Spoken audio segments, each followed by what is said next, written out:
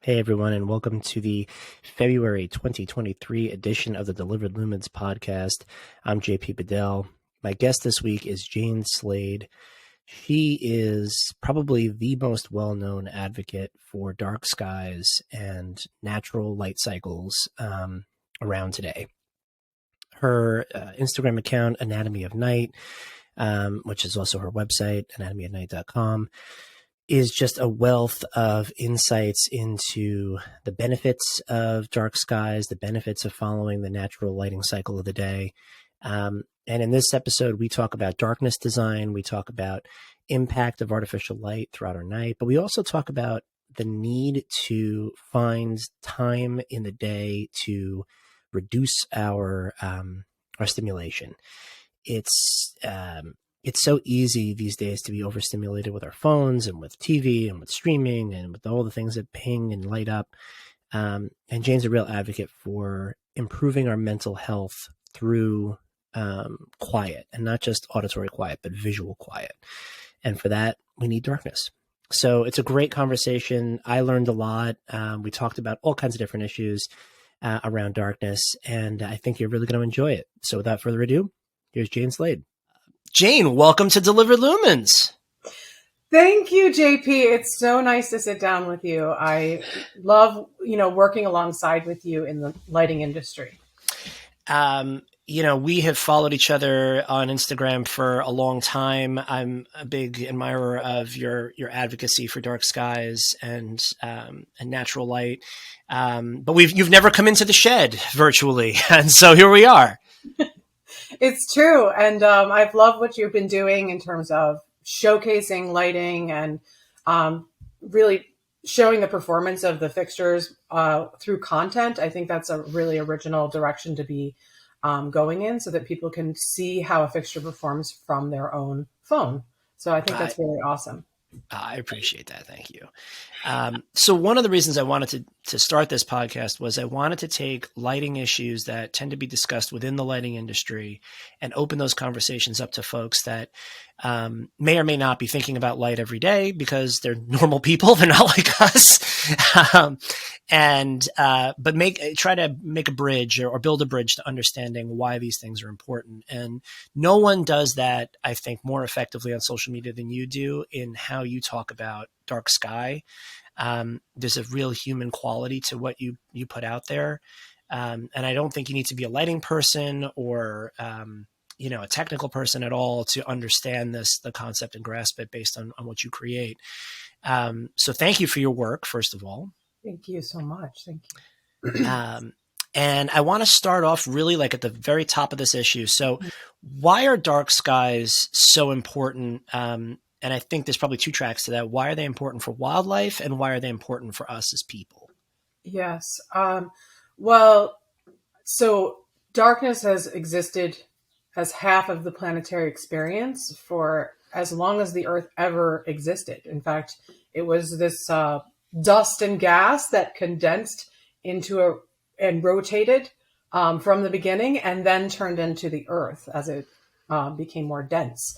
So night has always existed. It is literally older than living things in terms of the Earth. So when we change that experience, light and temperature are two fundamental environmental factors for all living things. And just this morning on the news, I was listening to the fact that we're seeing a mental health crisis for especially teenagers. And the landscape of light in a teenager's life has completely changed with the advent of the iPhone. And so we're bringing these iPhones into our beds at night, sometimes staying awake, late into the night with, if you could ever close your eyes and see a rectangle, you're creating circadian stimulation. And so from a human point of view, this is a mental health crisis. And that's the way that I want to frame it. I mean, we could talk about hormones and, insomnia and cancer suppression, all of these physical effects of in darkness. But in reality, I think the main issue for humans is actually the mental health issue. For wildlife, it's a first line of defense. People don't necessarily, I mean, mental health is a survival issue for sure, but really what we see is depression as one of the main symptoms of light at night. However, with wildlife, this is deadly. And so for wildlife, darkness and access to the night sky is truly a first line of defense. For birds and many migratory species, starlight is a map, including animals as small as a dung beetle use the map of the stars to actually find their place on the planet.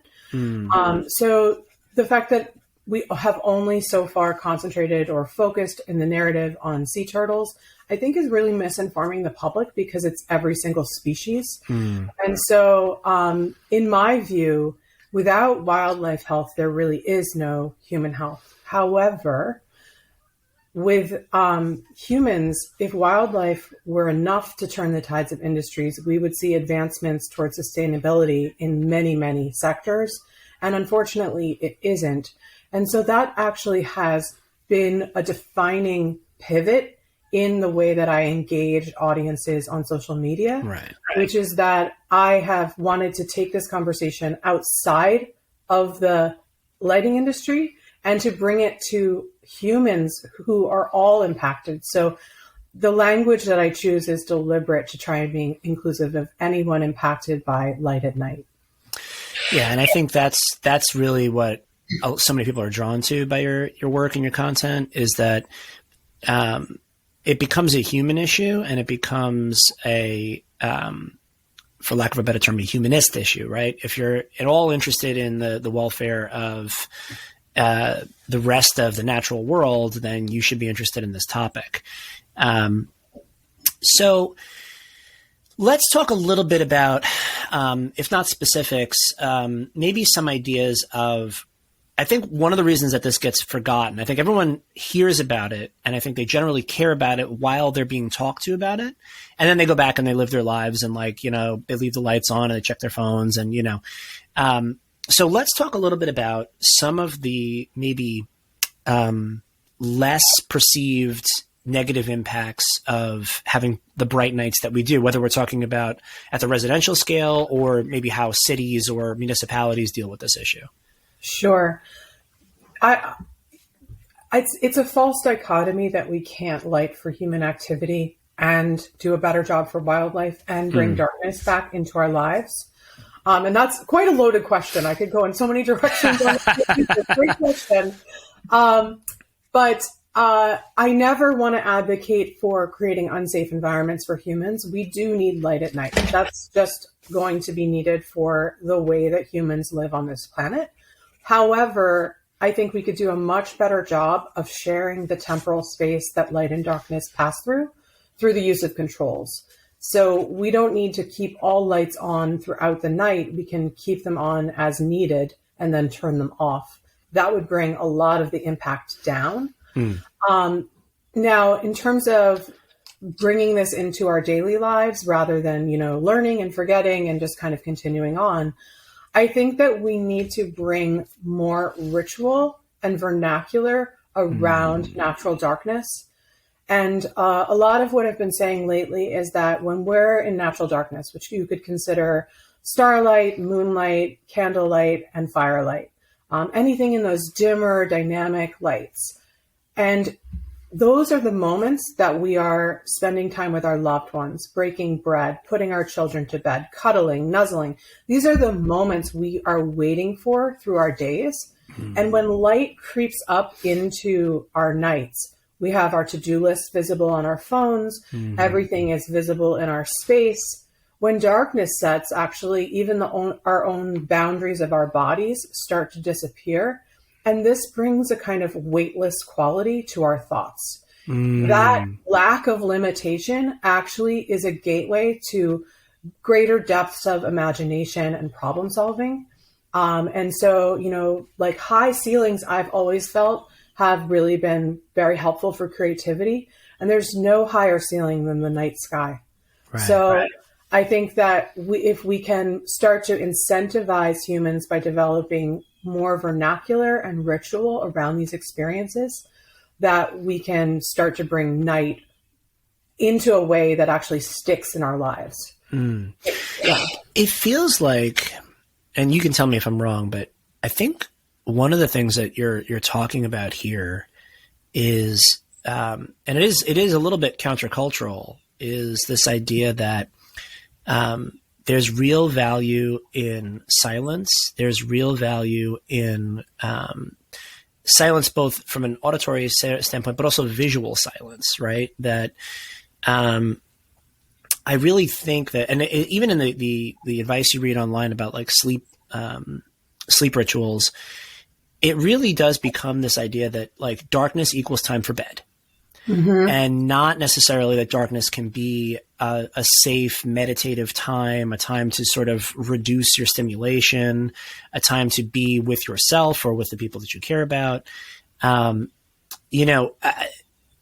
the problem I think is that, but what's on Netflix tonight, right? Like what's on your favorite streaming app? Like, have you seen the latest, whatever?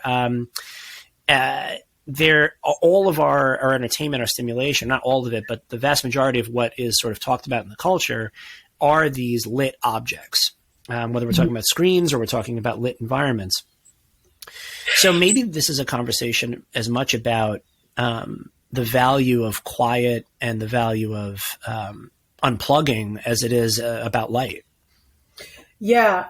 I just want to say though, I don't have a problem with movies or Netflix. And the reason is that if you look at the experience of going to the movies, even starting from when movies began, the public would go into a darkened theater, right? Maybe during the day, and have this whole experience in the dark. And actually, studies have shown that when the TV is on, it doesn't have the same circadian impact because it's so much further away from the retina. Right. And so I also think, I feel like it's too much to ask the modern public to say you can't watch Netflix at night. Right. And so I'm very happy to be able to say, I don't really even think that's the problem, because what I think more is the problem is that when we have our phones, it's like the moment is available to be in Timbuktu, in Australia. I could be on a Zoom with you recording. So everything is fissured. And I think that has really created this mental health aspect. And then we're also putting this light right on our eyes. And I think that's also a major problem. But when you watch a movie, there's a closed aspect to it because no one else is watching that movie in that moment. So there's sort of like maybe you could say that the movie or the non-connected television source is like the modern day fireplace. Okay. Yeah. I think there's definitely something to that. I think the other thing that I bristle against is you'll see some influencers online, especially in the sort of mental health space, who will quote, a study and as gospel truth instead of evolving science. And they'll say something like, any kind of screen light after 11 o'clock will make you depressed, right? There was a clip going around that, of somebody who's got like 4 million followers or something. And I know that clip. I know. Yeah. 11 p.m. to 4 a.m. was what he did. Yeah. And I think the problem with making a universal rule like that is as soon as somebody says, I don't know, I watch TV until 11:30 at night and then I go to sleep and I'm fine. I'm not depressed. I wake up and I'm good. My day is, they take the whole discussion and they sort of push it to a side because it's not matching up to their lived experience. Right. So I think what my point is that there are adaptive ways to deal with these things. And I think any one of these issues can sort of be modulated to a healthier place for the individual. What I think is interesting, and I would like to get your perspective on is, okay, so dark skies are something that we can actually immediately impact much more so than other environmental issues, right? In terms of what I can actually do in my home tonight. I can make the world a little bit darker at night on my own. what are some thoughts that you have around what, I live in suburbia, but, what people that live and have some more control over their lighted environment, what should people be thinking about when it comes to a darker sky? You mean like a darker sky in their lives, or? Yeah. So I guess I think about my yard, I have a little 70-foot backyard back here, and it's like its own little, biosphere, its own little environment. Right. And so I try to make an effort to make sure that once the sun goes down, I may have lights on in the house, but that the shades are drawn, or that, I'm not, tossing a ton of light into that yard, because I want to try and give, my daughters like the fireflies, right? And they won't come out if, a bunch of the floodlights are on in the backyard. And, so that kind of thing, those kinds of, what are some of those things that we can start to think about to bring a little more healthy darkness into our daily lives? Absolutely. And I'll tell you a fun fact about fireflies, which is that in the presence of light, they did a study, and the fireflies exhibited 50% less flashes in the presence of light. Right. So you're absolutely right about that. And I would say that we need to make an invitation to darkness. And I thought something you said earlier was really interesting, which is that we just associate darkness with bedtime. And so actually I'm really nocturnal. So the way that sounds to me is really boring. If darkness is only associated with bedtime, then I'm oh, and I think actually there's so much more enjoyment that can be found in darkness, and it can start at dusk. And so one thing that I always do is when dusk starts to set, I turn off all the lights and I let the light fade in my space. And I think that, I don't know this scientifically, I just know this intuitively. I think that is majorly impactful on our system of perception, on our bodies, on our sense of timing and day. And I think when you allow dusk to set, it's a very powerful moment. And even taking 5 minutes away to experience the sky at dusk is really beautiful. And then often I will turn the lights back on to cook dinner and all of that. So I think there are different ways to experience night and darkness in a more modern way that's more feasible. But I will say nights I've been really sad, I've kept the lights always low. Then candlelight to support my emotional state, not wanting more information. I also think when you're gathering with people, dimmer lights can help people be more vulnerable and more open, and that it changes the conversation. So I think lights can also be a way, by dimming them really low, to generate different types of human connection. And this is something that I've said on Instagram, which is that when we only experience bright environments, we limit ways of human connection. And so I think by redefining this time at night and maybe buying a few extra lights that allow to have dimmer, more kind of textural qualities, because when the lights get dim, everything starts to have shadows and everything. Yeah. So I think if we can make an invitation to kind of think about it as this moment to behold, then we can start to experience it. And then hopefully, I don't know to the extent that, my house is a creator of light pollution. I'm sure many people are not sure of that themselves as well. But I think if we can start to experience it and behold it ourselves, we can start to change how people perceive this period and then also advocate better. So let's zoom out a little bit and talk about dark skies as a matter of public policy and as a matter of what municipalities maybe on grander scales should be thinking about, what we should be advocating for, because as much as we may or may not be able to impact our individual experiences, right, we have to collectively work on these larger policy questions. And I know from your previous work that you've advocated on this front too. So let's frame the issue and then talk a little bit about what we want to see to improve it. Sure. Well, the model lighting ordinance was created in 2011. Unfortunately, it was not widely adopted because, and I'm sure you've come across this, JP, but a lot of the lighting decision makers aren't actually educated in lighting. So basic metrics like a lumen, a candela, a foot candle, the person doesn't know what those are. So making your way through that document without that level of understanding is very hard. And so it really was not widely adopted for reasons such as that. And so now in my advocacy, I do say to communities asking, for how to do a better job for night skies, I say, don't look to your neighbors, be the leader. And so what we're seeing is more and more communities really taking that on themselves. And I guess my number one answer to your question is, if you have a lighting design plan, then you also need a darkness design plan. That we have to start from a starting place of darkness to build in space for it. Because it's all too easy not only to over illuminate with LEDs and their sheer power, but also the human eye takes an hour to adapt to darkness. So it's so vulnerable. And so unless we really advocate it from the beginning and dovetail that with a lighting design plan, we're not really going to see that movement. So I think it's really important for communities to generate that conversation. Should we set a civil midnight, which would be the idea of like setting at 11 p.m. and then that's, our 11 p.m. to 4 a.m. are our darkness hours.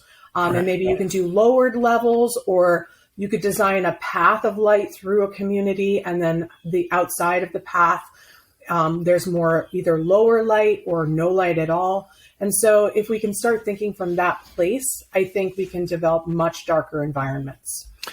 Do you think part of the issue is that in many, at least North American environments, we are still lighting for cars from the 1960s and not lighting for people who may be walking? Because I think that to me is, I think we get it exactly backwards. I think we light roads for cars that have headlights. And we tend to not light pathways for people who do not. And, I think we can almost instantly reverse some of these issues if we started to think about who actually needs light and in what quantities. What do you think about that idea? I think that's so true. And I think a lot of this comes from, the fact that I'm really spitballing here, but the car industry here was a major part of American industry. And I totaled my car in 2018, and I had a new car because of insurance, like instantly. Right. I was like not at all punished for that. It was like so pro car. I just was like, this thing just manifested itself, and I like ruined one and had another. It just shocked me at the level of capitalism and all of that. And so I think it's interesting that you point out, and this has been an emerging discourse on how to light, which is maybe creating more contrast to be able to see pedestrians so that they pop, and that the rest of the road is darker so that we're relying on the headlights. And so I do agree that there is a flipping of our strategy that's kind of emerging now. But I think you're right that if we were able to kind of reconsider some of these decisions, there would be a much more opportunity for darkness. Yeah. So, I think there is a way to spin that in a pro-car direction. I think what you can say is, listen, cars are so sophisticated now, and the sensors are getting so much better, and the illumination that these things can do is so much more sophisticated than it used to be. There are adaptive headlights that turn as the car turns and all this. We can really make it a pro-car conversation, right? If that's what's needed to move the ball forward. But I think our lighting strategy was essentially adopted around the time of automobiles really emerging, right? So the 40s, 50s. And it was like, well, the best thing we know to do is put some, the brightest lamps we can find on the top of poles and light the street so that people can see cars coming. It was no more sophisticated than that. And instead of, as the technology of automotive, of cars adapted moving forward, we just sort of, changed the technologies that sat on top of those poles. We went to high pressure sodium, then we went to metal halide. Now we're in LED world. And I think that's the other part of this and I know you've written about this and you've talked about this too. As technology shifted to LED, it's like we can get even more lumens for less energy. Isn't that great? And in principle, I guess it might be, but not really, right? Because this is what we have, is overlit nighttime environments. Yeah, I refer to that jokingly as lighting diabetes because we're taking on way more light than we need and creating this impact. And the other thing that you made me think of is we have, if you want to sell the car, I don't think there's been enough attunement to the power of light on and within cars. There's been times where people have complained to me that their dashboard is too bright. Sure. Or the headlights are offensive to oncoming drivers. So if there was better integration of the power of light on and in the car, responsive to how we're lighting the streets, I think that is probably the ticket right there. Yeah, I know that the Light and Health Research Center is actually working with some of the automakers on systems that would be adaptive in that world, right? So the idea would be that the street lights and the cars themselves would have some means of a sort of near field communication. And so the car would realize I'm on a heavily lit street and it would turn its headlights down.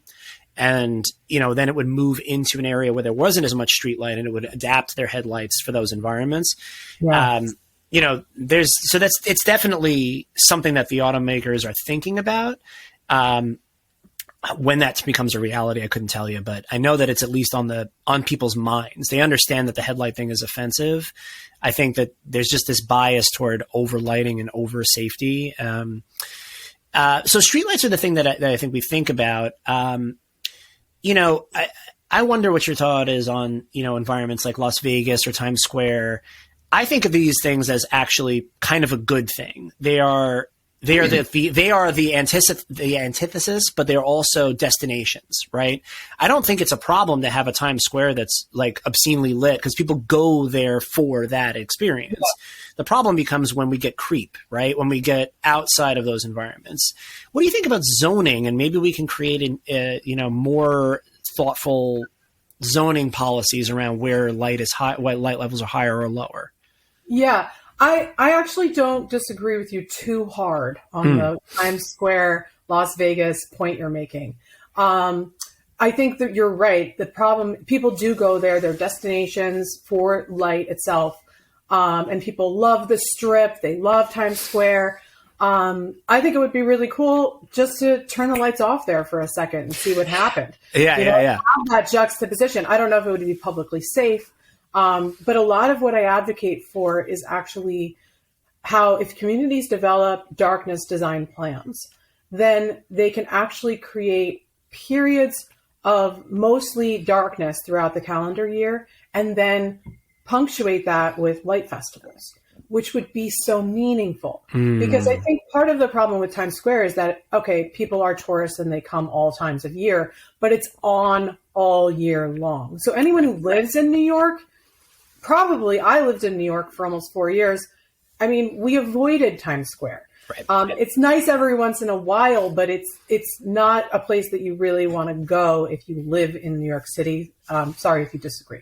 No, I don't disagree. Although I like Broadway theater, but but that's the only reason I would go there.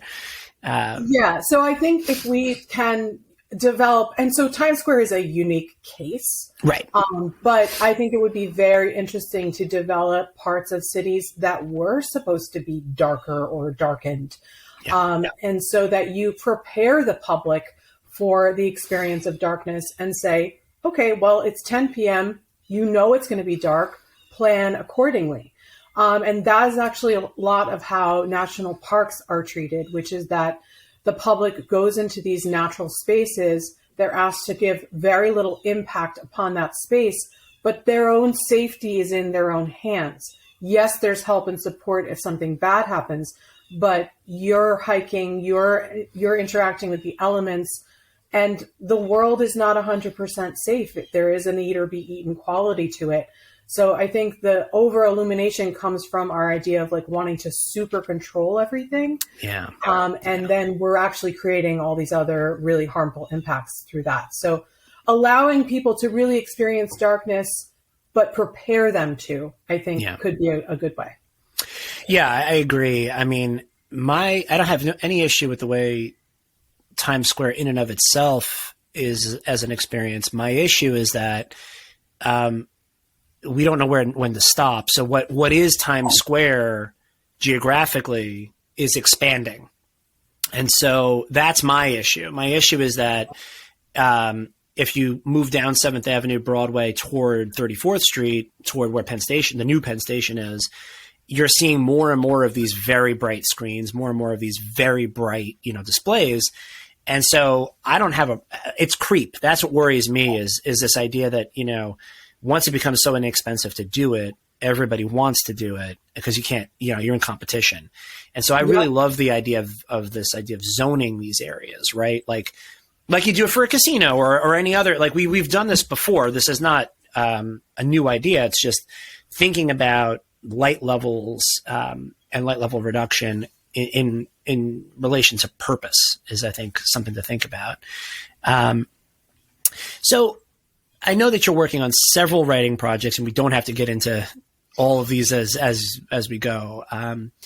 But I guess what I would ask is, who do you think the decision makers are? Who do you think are the people that we need to involve in this conversation? Like, I know you're right. I mean, I don't know if you want to talk about this publicly. I know you're writing a book. I know you're writing several other pieces. Who would you want to pick up that book and read it and be influenced by it? Who are those people? Yeah, sure. Well, it's sort of like two different questions, because my first answer to your question is that I think we need to target municipalities and decision makers in municipalities to really talk about what kind of light levels do we want, rather than the light levels that are kind of happening by default. And getting back to what you were saying about the creep of Times Square, I feel sorry for the people near Times Square, because any lighting installation that they put in is going to look pale because of the adaptation of the eye. So I think zoning will be very important for that reason, to your point. But the audience that I'm targeting is somebody who wants to find more meaning in their day-to-day life, who wants to build in more of the time that modern life promised us. I think that it's antiquated that we should work 5 days a week, 9 to 5. I think that I've seen many times in the design industry where a project went so quick, and then information came from another project that was contiguous, and then they tore up this part of the project. And how much, if we just slowed things down a little, would we actually save time, energy, resources? And so I feel like I don't know anyone who doesn't want more time with their loved ones and more time not working. And so I think that my audience is really anyone who's looking to find a way to carve more of that meaningful time into their days. And I honestly think it's within everyone's personal hands to do that for themselves. We've just kind of lost how. And the iPhone is I think the major problem for humans in that way. Sure. So, I mean, it sounds like you're really dovetailing into sort of like the slow living movement and some of the other cultural movements that are coming out now to sort of counteract this hyperactive, hyper-connected culture that we have. I've been doing a lot of reading about AI and, the generative AI programs that are coming out now. Everyone's very excited about them. And I'm old enough to remember when everybody was really excited about social media platforms and the tech. So Cal Newport has this term, techno-maximalists. And he talks about how techno-maximalists can never see the downside of the thing that they're building. And when we look at social media, and 20 years ago when those platforms were really getting started, it was all about everyone's going to have a voice and everyone's going to be connected, and it's going to be great because everyone deserves that. And isn't that wonderful? And we can't wind back that clock like this, that's where we are now. Yeah. But anyone that thought about the philosophy of communication and why there were gatekeepers in the first place and why everyone wasn't on television all the time and why everyone wasn't published in the newspaper, there is something to having gatekeepers and quality control. And that's how you have reasonable debate versus what happens on social media sometimes. And I'm seeing that whole cycle happen again with AI. And what's interesting to me is it's like we can make more work faster because the AI bot will help us. And it's not entirely clear to me that that's a goal we should have. I see these articles. It's like, I use GPT to help me write a book. And it's like, well, didn't you want to write the book? Isn't that why you started? Yeah. I don't know. I mean, so bringing all this back to light and dark skies, what are maybe this is not. I didn't prep this in question in advance. So if you don't have a ready answer, it's okay. But what are a couple of things that you think people can do to infuse a little more peace and therefore darkness into their daily ritual? You touched on this a little bit in the beginning, but if there are 2 or 3 things that you think somebody listening to this can just sort of immediately jump on, what would those be? Sure. I mean, I advocate for darkness because it is the counterpoint that is so needed.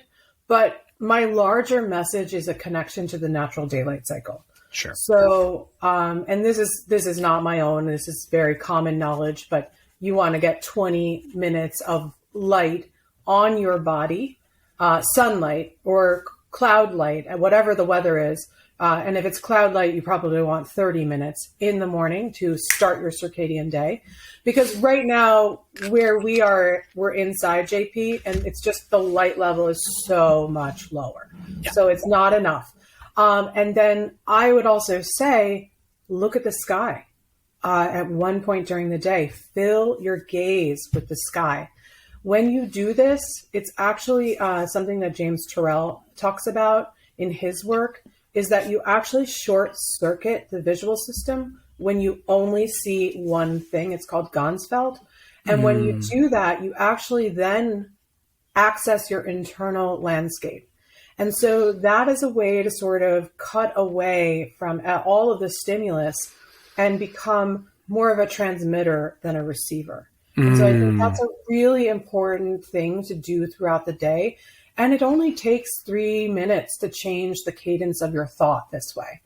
So I think starting your day with light, making sure you actually fill your day, clean the slate, fill your gaze with the sky, then feel dusk take place, and then bring the light levels down.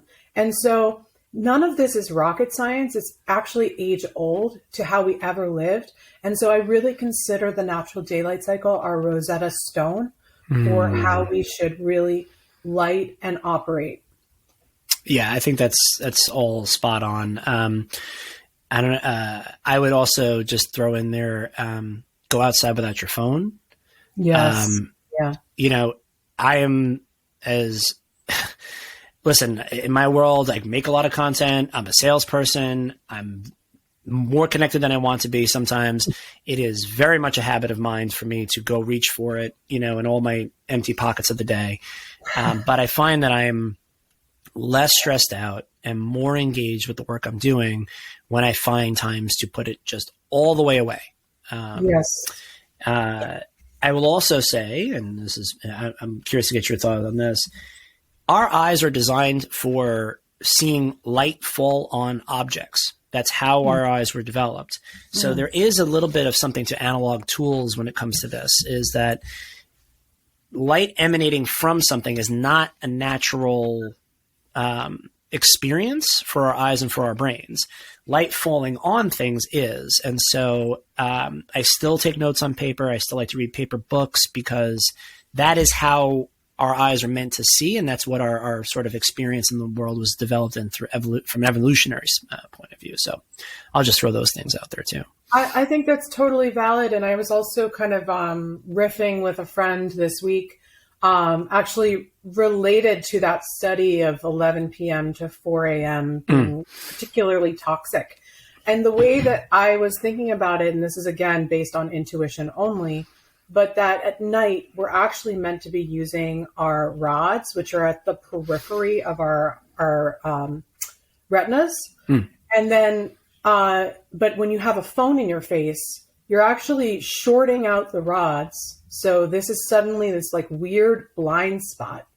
And then you are focusing with your cones And I think that that is actually very twisted. So Mm. I think that when you short circuit the photoreceptor that you're meant to be using at that time of day and then overstimulating. And so there's been times, and admittedly, I also use my phone at night where I've realized, oh gosh, that's happening. Let me turn the screen way down. And suddenly the room comes alive. Mm-hmm. And it feels much healthier to me. So it's intuition alone, but I think that that's a particular reason why it's so unhealthy for us, because we've flipped our rod and cone use on its head. So I think that that has something to do with it. Absolutely. Well, Jane, this was so great to have you on the show and to talk about this. We could talk about this. I could talk about it for hours. Where can people find you? Where should people be following you on social media? How do we keep this message going for folks? Yes. Well, please join the Anatomy of Night community. JP and I are there on Instagram. And honestly, that community warms my heart every day. It's a lot of people who want to return to a more environmentally conscious, nature-focused way of living. And so it's really a wonderful conversation that's happening. And so please join there. And yeah, I would say that's the main place that you can find me online right now. For sure. We'll have links to your Instagram account and to the website in the show notes. And I think, listen, I really mean it when I say Jane is an inspiration to many people within the lighting industry and outside of lighting industry. There is no good light without darkness. And so it's the contrast that we need, and we need to build it more into our daily lives. So Jane, thank you for everything you do, and thank you for coming on the show. Thank you, JP. It's been great.